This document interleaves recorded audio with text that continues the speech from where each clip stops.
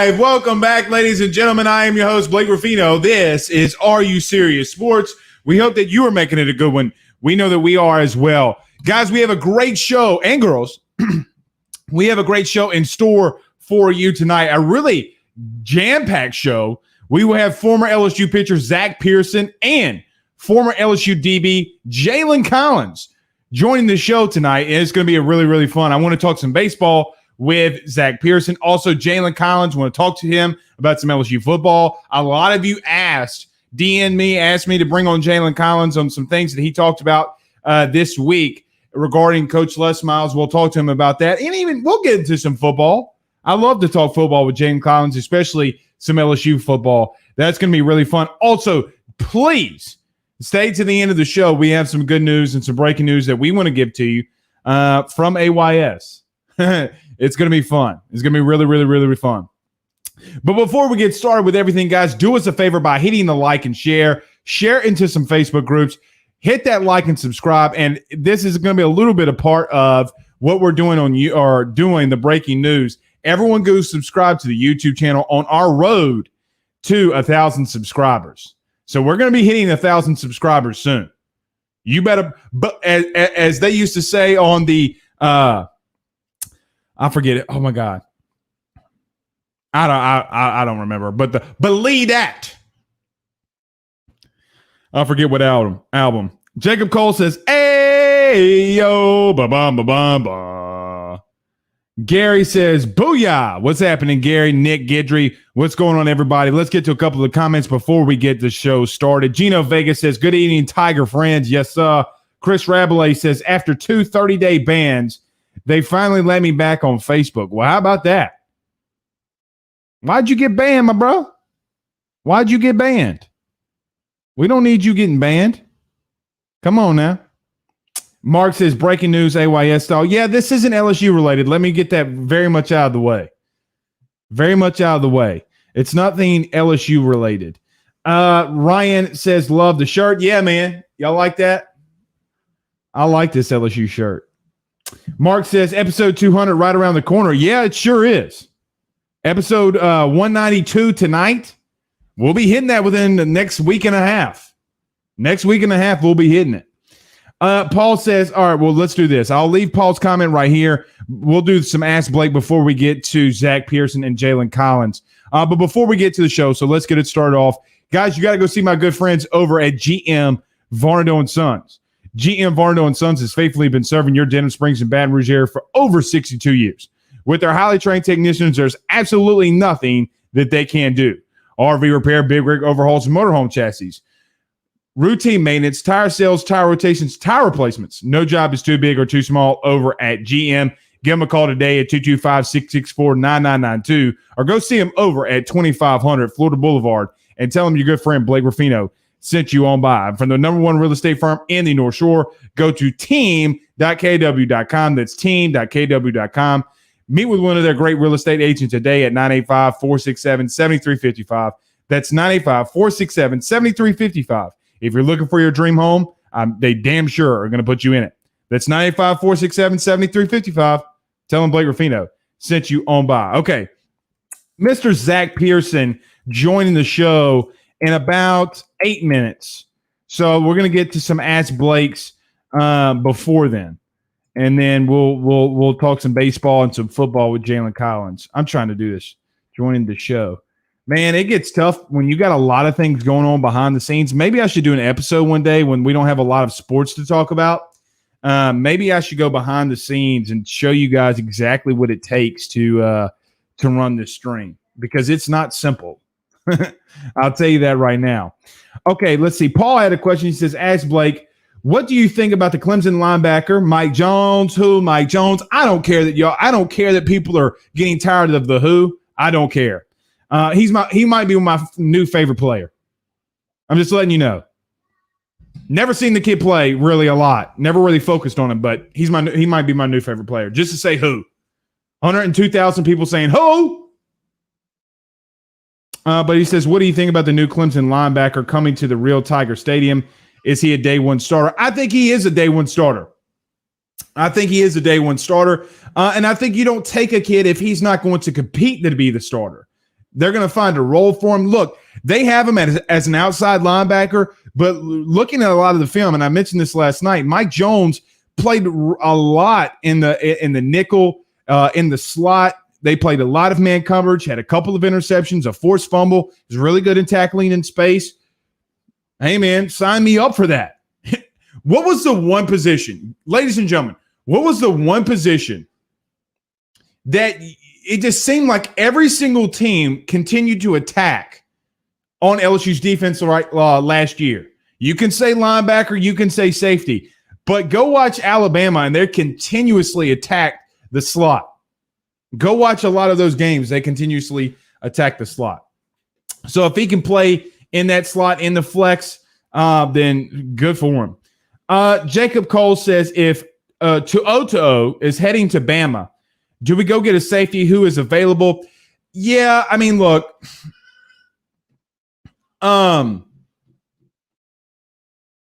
It was between Alabama and Tennessee to start off with. I thought it was going to be a push, but I hope and wished LSU would have, gone with the full court press after Henry. But it looks like he's heading to Bama. But it's interesting how they're able to sign so many damn guys. At this point, it's getting exhausting. So do we go get a safety? Yes, safety, a corner. I mean, you can never use too many corners. There's no such thing as too many corners, especially in today's game. Richie Roche, we'll begin to him right before Zach Pearson comes on, but he says, breaking news, ready to hear. Yeah, guys, it's not LSU related. Mark says, I'm thinking sponsorship. No, it's about you guys. It has nothing to do with an AYS sponsorship or anything like that. Now, we'll take a sponsorship for it, but we're going to be providing more content for you guys through AYS. Not during the week, but we'll get to that. Blaine Smith says, with freezing temperatures, Blaine, I'll get to your first question. He says, what's my favorite cold winter dish? I actually, believe it or not, in Amite, Louisiana, some years ago, won the Tangipahoa Parish chili cook-off. I can only make a bowl of cereal, and my wife cooks the rest. But I think that I can make a damn good thing of chili. So I always am down for a good chili. I brown up some Italian sausage, some ground meat. I'm not going to tell you what I put in spice-wise. Okay, I'm not going to tell you everything, but those are the meats. Get you a little pa-pow up in there. Mr. McKinney or Miss McKinney says, what highlights you saw? I've been looking for some. The ones that LSU produced, I went back and watched the Ohio State game and just when Ohio State was on offense and he had the interception. I mean, look, he played really well in that game. Really well. He's coming off. He had a little bit of an injury, but nothing that's going to hurt him so far. Where was the hashtag Ask Blake? Guys, if you have a question before we get to Mr. Zach Pearson, you can do so. Just hit us with the hashtag Ask Blake. Jacob Cole says, like T-Bot said, every time someone calls us LSU, we get to say Mike Jones. Yeah. Dude, I'm telling you, I hope this kid comes out in balls because I'm going to be screaming it. Kristen Craig on Facebook Live says, supposed to get down to 7 degrees Monday here in the Northwest Louisiana. I like the cold more than I like the heat sometimes.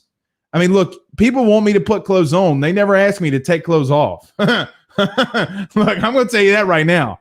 People ain't asking Blake Rufino to take clothes off. But I like the cold. Jacob Samuelson, 88 on Periscope, says, ask Blake, how in the hell is Bama signing 27, 28, and with Henry with his way over? Blue shirts, gray shirts. I mean, look, as many shirts as Alabama's putting on kids, it looks like a big fat bowl of Fruity Pebbles. Okay, the orange shirts, the gray shirts, the blue shirts, the purple shirts. It's like a damn rainbow. But kids are taking these shirts. They're agreeing not to play. They're agreeing to be on scholarship and not play their freshman year. It's a way around the 25 limit. Go ahead. Go ahead. If they want to do it, Okay. Blaine Smith says Blake wants a co-host. Let's go. No, I don't want a co-host for during the week. We'll do it at the end of the show. All right, a couple more questions, and then we're going to get to Mr. Zach Pearson here. Everybody join the show. We greatly appreciate it. Do us a favor by hitting the like and share. I know how many people are in here right now. Don't be a square. Hit the like and share. We should have 171 shares tonight. Because Zach Pearson's bringing the heat like the Rufino chili. Maybe I should have asked him if he was bringing the heat.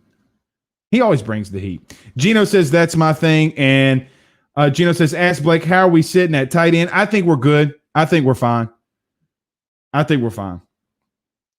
Brian Richard says, ask Blake, who do you think will be our starting two linebackers depending on the alignment that's being ran?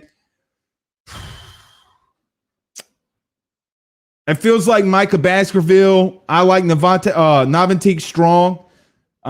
You got Mike Jones, but it looks like he could be a guy that can play in the nickel. If you have a linebacker that's 6'2", 225, and he can run like a DB and tackle like a linebacker, put him in that nickel. Drop and give me 50. Drop and give me 50. All right, let's get over to Mr. Zach Pearson. Before we do so, we got to get over to our friend Mr. John Patton over at Area Home Lending. Guys, if you're thinking about buying a new home, saving money on the mortgage that you have now, or even doing that cash out refi, the timing has never been better.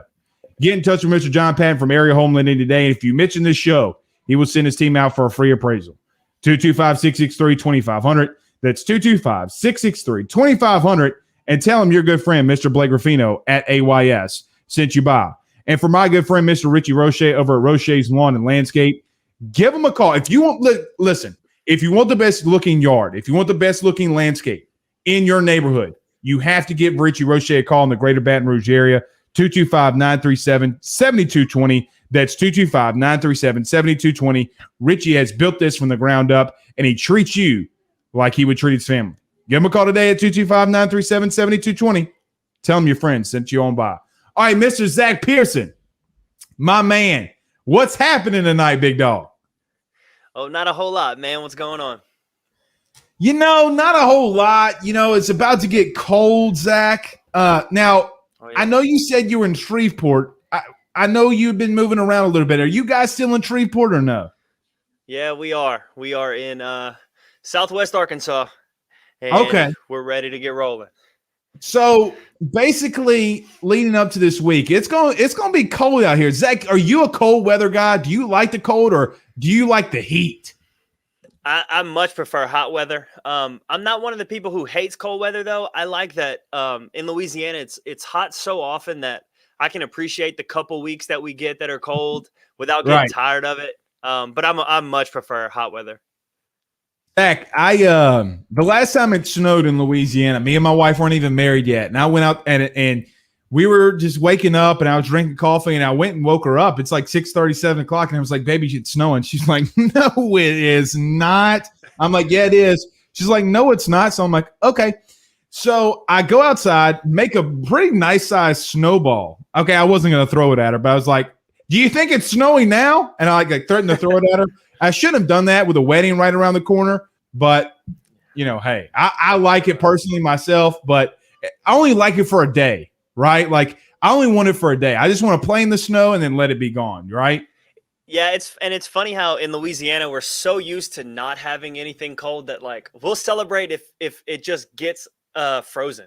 Like it doesn't even have to snow. It's just like, hey, the puddles on the ground became ice for a second, and that was a victory. Right. I mean, look, I like it, but I don't like it for long. I'll say that. Zach, let's get over to some baseball questions here. It's right around the corner. The SEC coaches poll came out today, and the SEC coaches did not show LSU any love, putting them fourth in the SEC West. Yeah. I think that you can put those four teams in a tier. Okay. Like, yeah.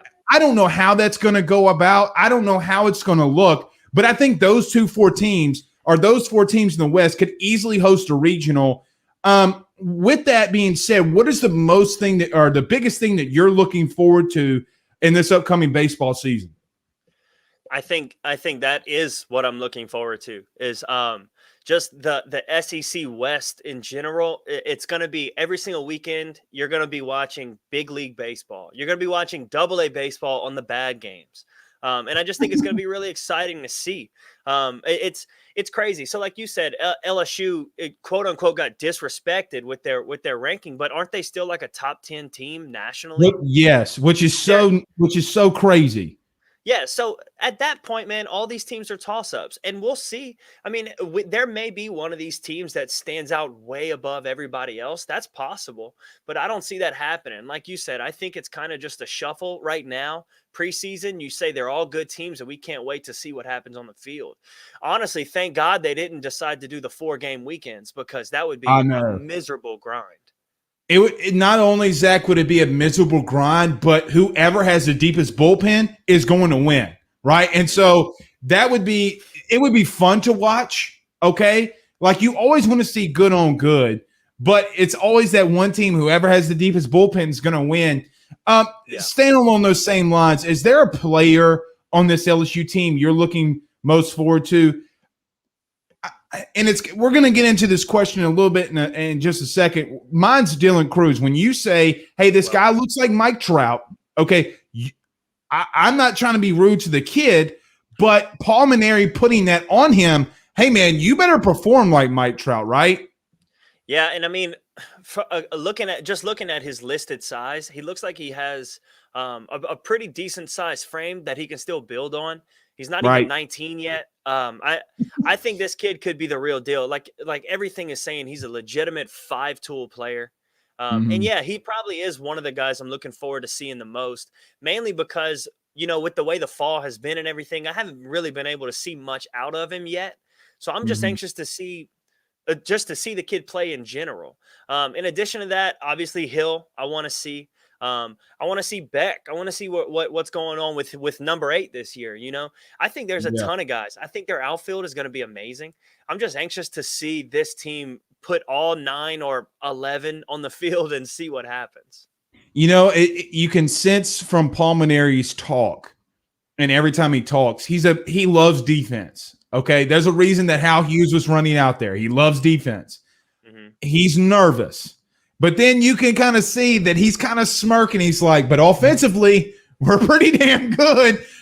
Zach, when you hear and you see the stats, because a lot of people haven't been able to see this team, a guy like a Dylan Cruz, his exit velocity on a home run is 107 miles an hour, which would be the best or most exit velocity from an LSU player ever since they've been testing it. When you see stuff like that, are you like, hey, man, like what's really going on? From an ex-pitcher, when you see that, what goes through your mind first? Don't make a mistake. That's pretty much it. Because honestly, at that point, if he's hitting the ball that hard, then worst case scenario, it's a home run.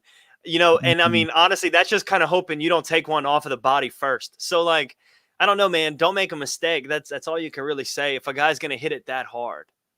Right. Well, and I mean, that's got to be just so scary. Zach, you talked about Matthew Beck. They released a video on him today, a guy that almost got cut to now wearing number 8, being a leader of that program. We've seen big time guys wear that number. We've seen Alex Bradwin, Antoine Duplantis, guys that were, I'm going to even call generational, okay, because you got Bregman, and some people don't believe that Antoine Duplantis is that, but when you lead LSU in hits in a history, you're that guy. Monster. Matthew Beck is different.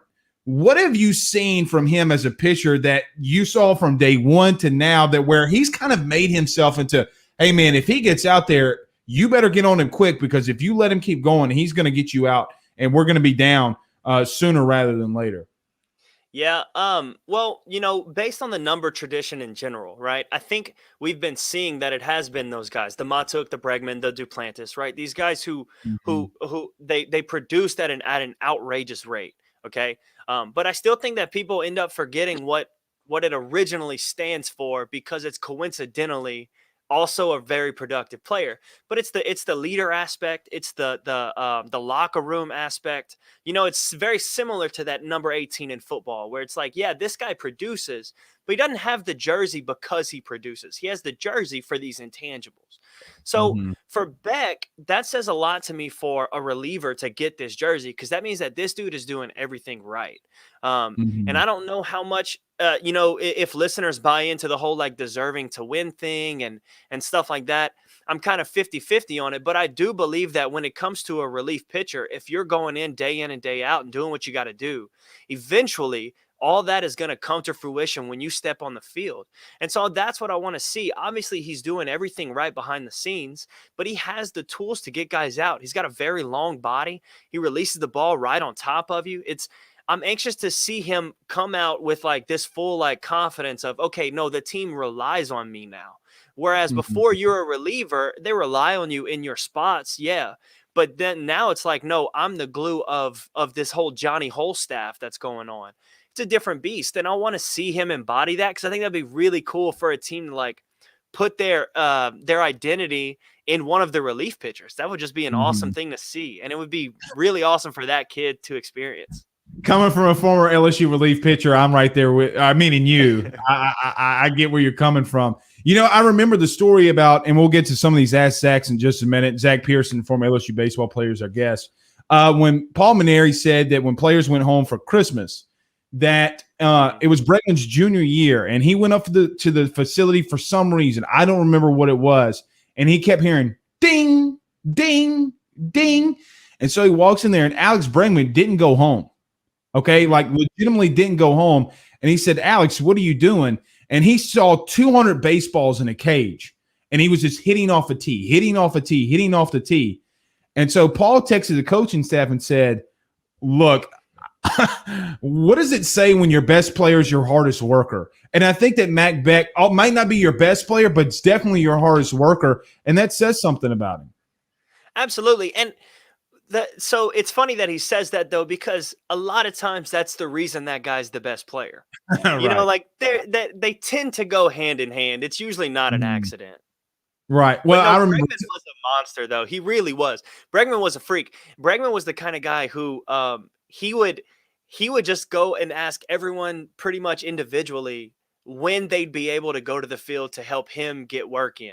Not in a selfish way, but just like, hey, you're free from like 10 to 11. Do you mind catching these throws across the diamond, or just whatever it was? Because that dude was not going to stop. He was a monster. Ridiculous. And you're right. That's what makes him the best. Some Ask Zacks here. Barrett Granger. We call him Country.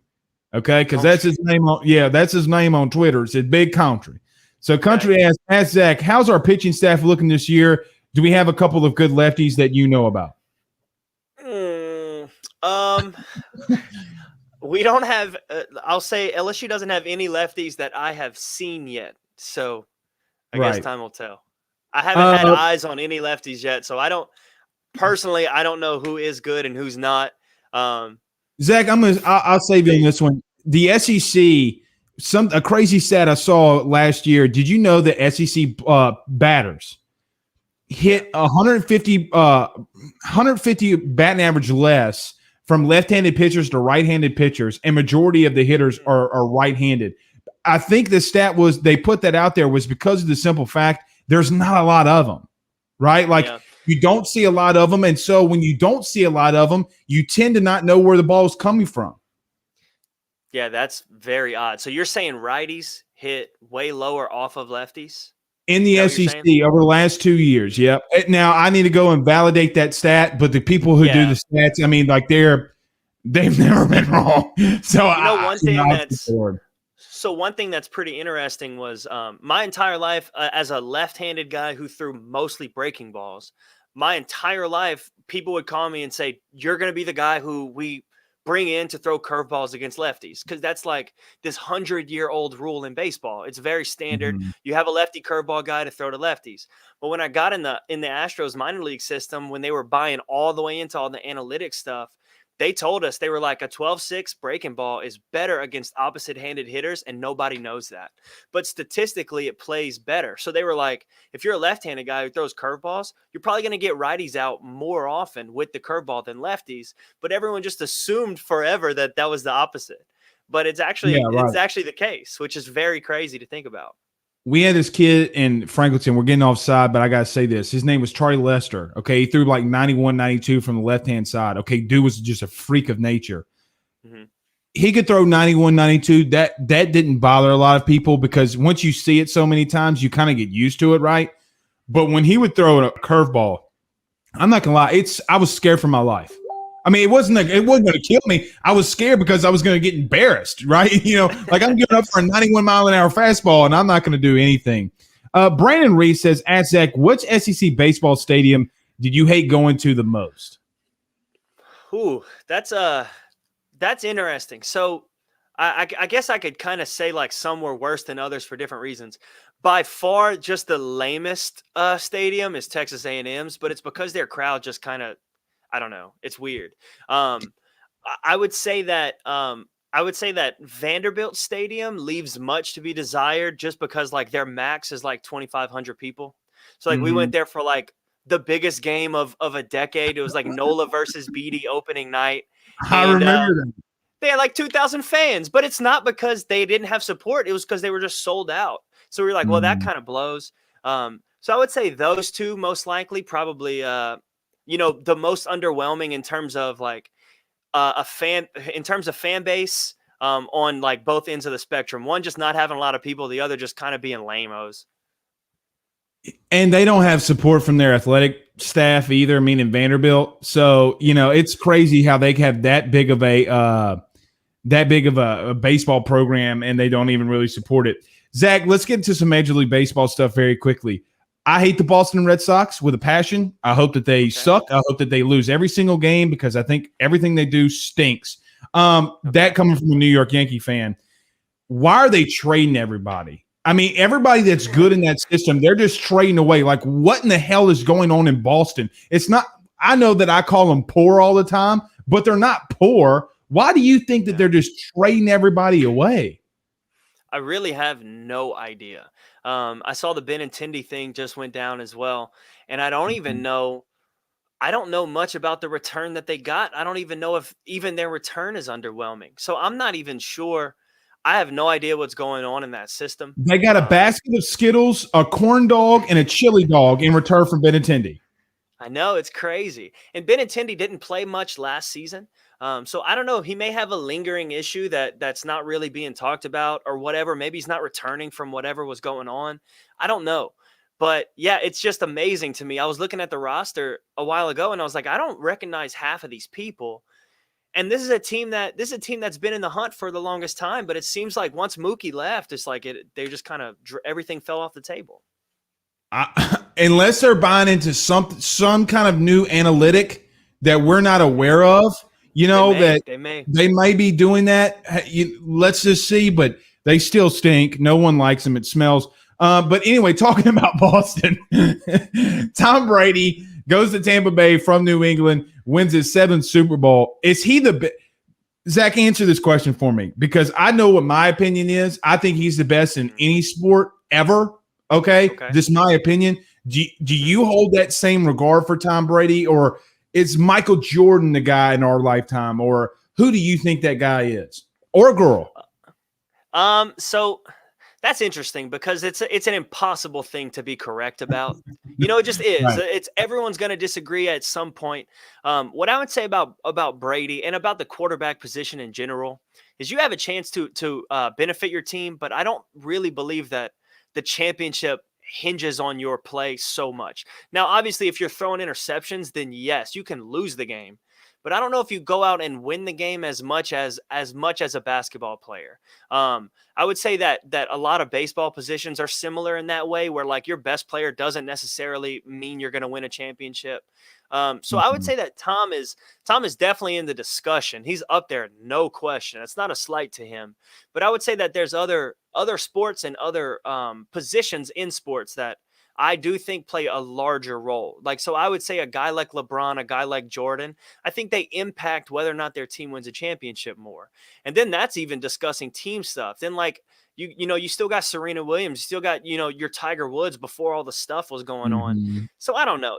There's guys that you can make the case for and against in every aspect, but he's definitely in the discussion, which at that point, I mean, you're a victor at that point. Well, and I mean, I had somebody in a group chat say this week, and he was like, "Hey, what about Floyd Mayweather?" And I laughed.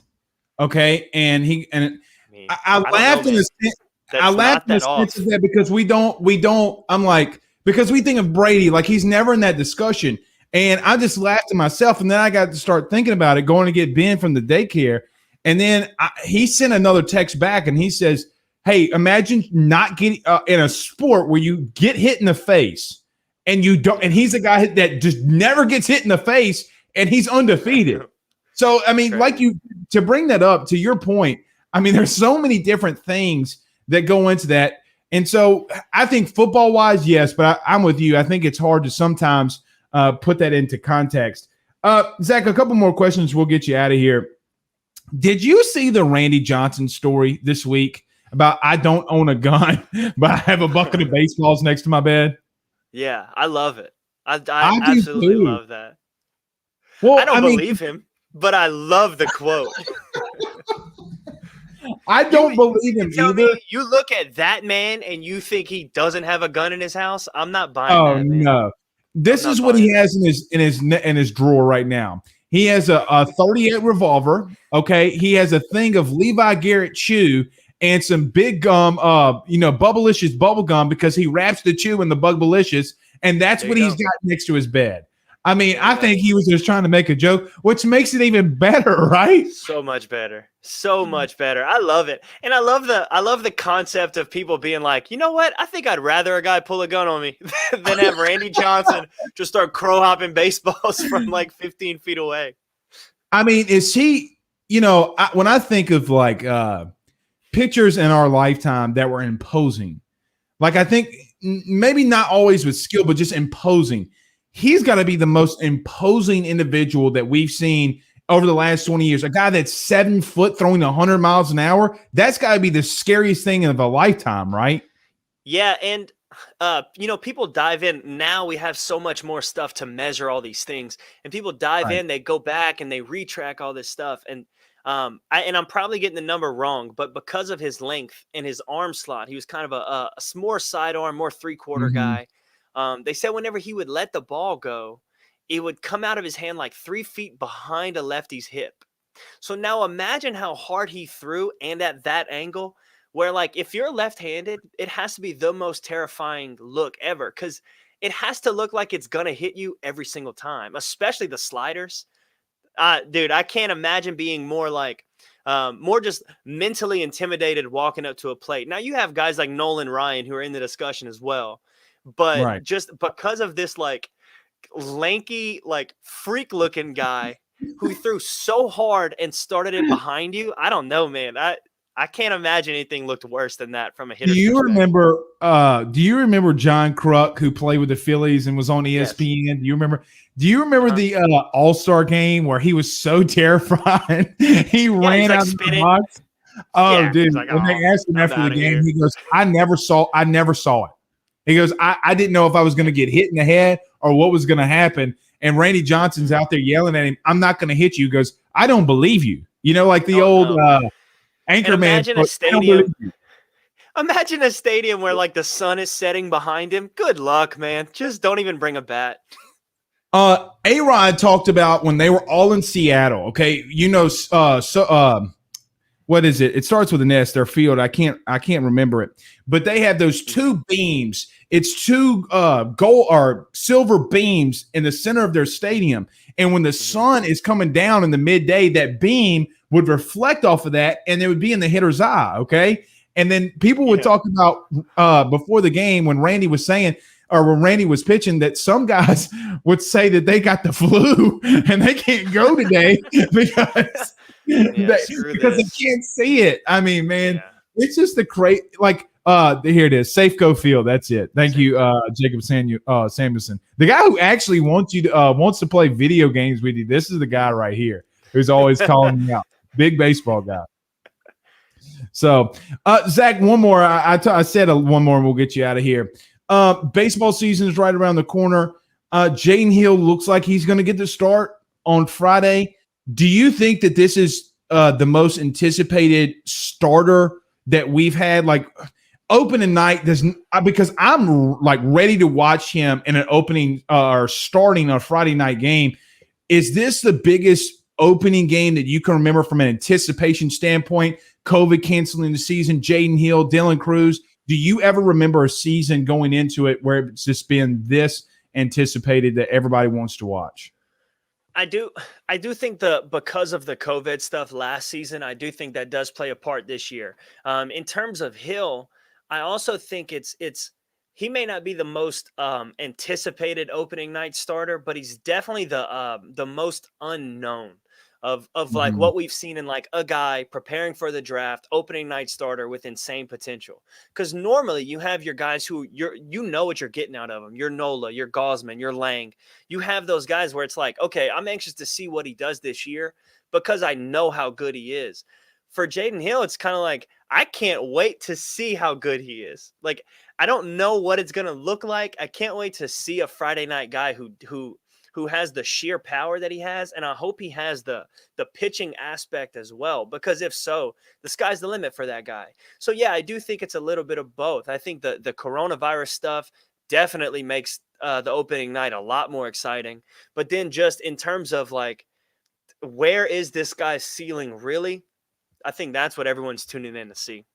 I just haven't watched college baseball in a long time, and that might be it. You know, like I haven't played MLB The Show in a long time, so maybe why I'm trying to get the PS5 so bad. So that might might a while be before this one though. So you still have a while. True, Zach. I have tried every single day for the last month and a half. I've been unsuccessful. It's hard. It's unbelievable. I feel like giving up, but I'm not. I'm just not going to do it. I'm going to keep trying to go after it. PS5s are not for quitters, Blake. No, they're not. No, they're not. And I got to take Drew Brees to the Super Bowl one way or another. And God dang it, I'm going to do it. Okay, Zach? That's right. That's right. All right, brother. Zach Pearson was our guest. Zach, thank you so much for joining us, as always, on Thursday. We'll talk to you soon, my friend. All right. Take care, man. That is Mr. Zach Pearson, former LSU baseball pitcher. We were supposed to get to Mr. Jalen Collins, but he is not here yet. I have messaged him a couple times in reference to coming into the show.